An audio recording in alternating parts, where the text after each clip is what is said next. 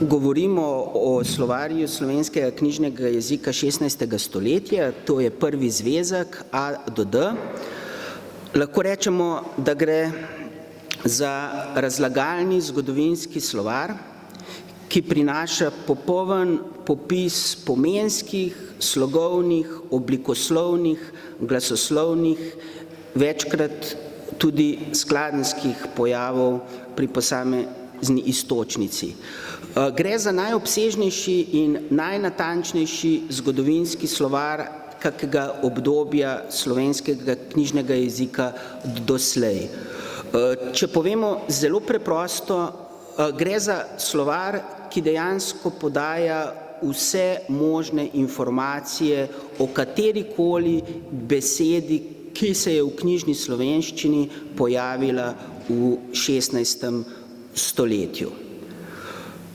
Prvi zvezek slovarja vsebuje 3027 slovarskih sestavkov in v njih je vpisanih 3414 pomenov različnih iztočnic.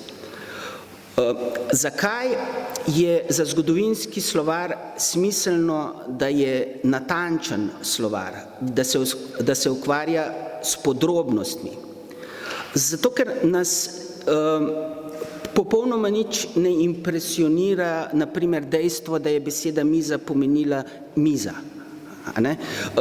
Zelo pa nas impresionirajo vsi tisti pomeni, ki odstopajo od današnje rabe, vsi načini rabe, ki odstopajo od današnje knjižne rabe.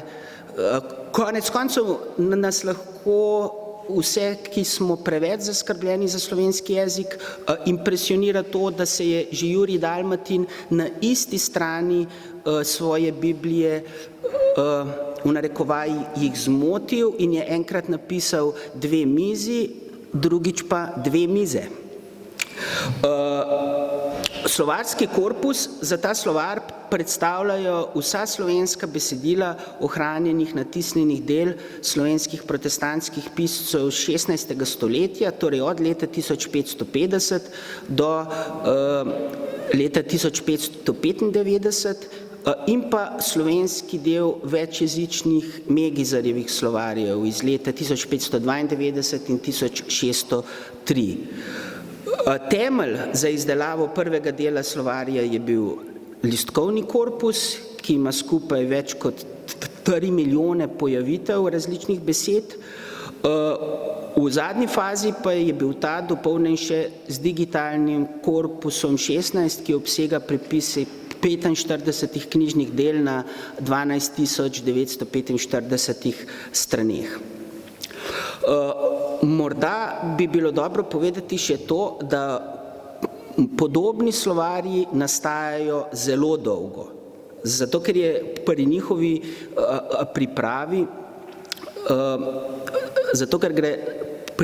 pripravi, za natančno raziskovalno delo.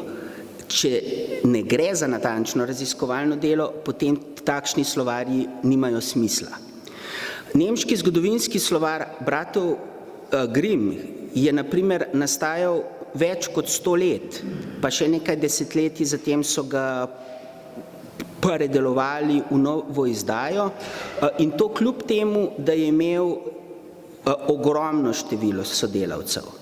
Nas je bilo od 2 do 6 oziroma 7.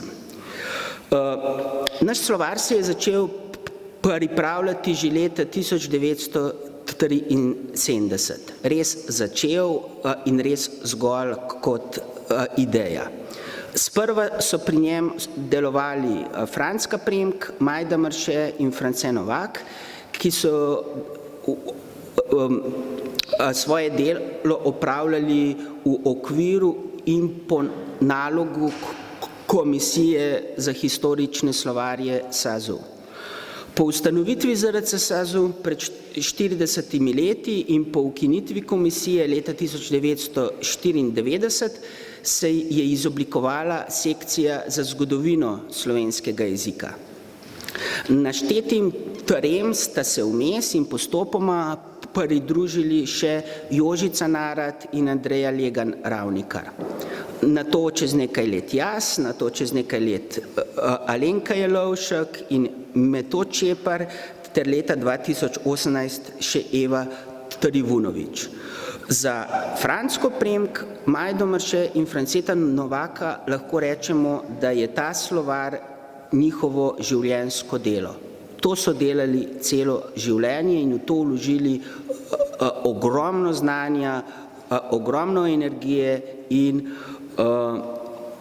veliko zavzetost. Podobno si upam preroško napovedati, če bo inštitut seveda obstal, pa mislim, da bo, da bomo vse življenje to delali tudi trenutni sodelavci na slovarju.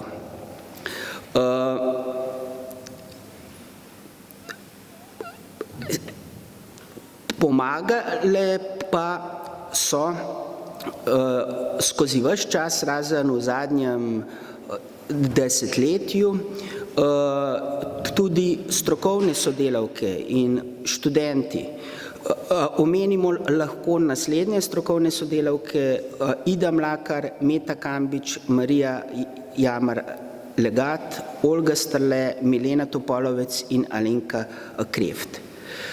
Ker je v slovarju popisana knjižno-jezikovna dediščina naših prednikov izpred skoraj 500 let, ta predstavlja pomemben vir informacij tako za strokovno javnost, kakor tudi za splošne uporabnike, ki jih zanima, kdaj se je določena beseda v slovenskem knjižnem jeziku pojavila prvič in kakšni so bili njeni zgodovinski pomeni.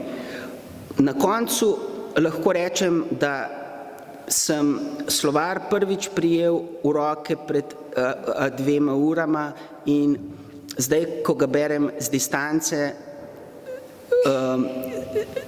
dejansko lahko rečem, da se ga da brati tudi kot napeto detektivko o življenju v Sloveniji v 16. stoletju, če ga samo prelistamo, na primer opazimo, da so Čuku rekli čofitelj, da niso dobro razlikovali med čapljo in štorkljo, da so sicer imeli stranišče, ampak mu niso rekli tudi WC, ampak tudi ajžel, da je bil berač tisti, ki je nekaj nabiral, tisti, ki je beračil, v današnjem pomenu besede je bil pa božac, da ni deževalo, ampak je dežilo,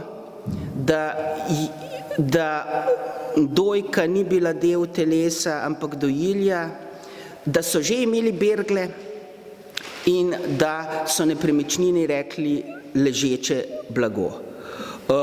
Konec koncev pa tudi to, da so doživljali podobno usodo, kot jo doživljamo mi, bili so sredi kuge, pa ne samo to, spominjali so se preteklih let, ko je vsem pretila zelo nalezljiva bolezen anglijski pot, in da so stanju, ko smo zdravi, rekli čistost. Hvala lepa.